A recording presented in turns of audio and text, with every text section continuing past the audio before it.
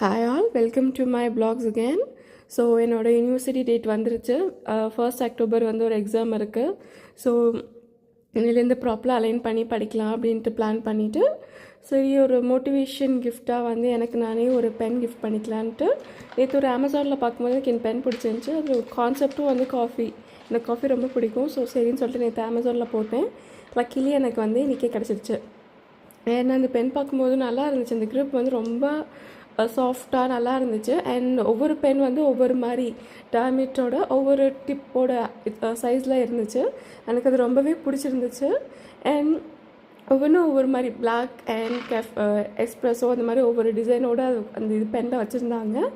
And அதை வந்து ஒவ்வொன்றா அப்படியே பார்த்துட்டு அப்புறம் லைட்ரான் வந்து நான் அதை வச்சு அது நீட்டாக எழுதுதான்னு எல்லாம் செக் பண்ணிவிட்டு அதுக்கப்புறம் நான் வந்து படிக்கலாம் அப்படின்ட்டு சொல்லி ஸ்டார்ட் பண்ணிட்டேன்.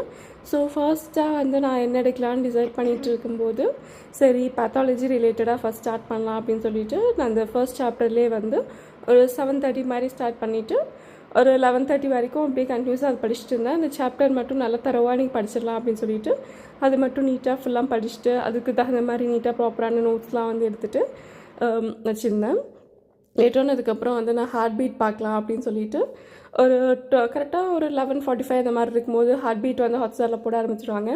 சரி அதை பார்க்கலாம் அப்படின்னு சொல்லிட்டு அது பார்க்க போயிட்டேன். அண்ட் எனக்கு ஹார்ட் பீட் ரொம்ப பிடிக்கும். சீசன் 1 சீசன் 2லாம் ரொம்ப விரும்பி பார்ப்பேன். பட் இப்போ சீசன் 3 வந்து ஆஸ் எக்ஸ்பெக்டடாக இல்லை. லெட்ஸ் பார்க்கலாம் இன்னைக்கு நாள் எப்படி எபிசோட்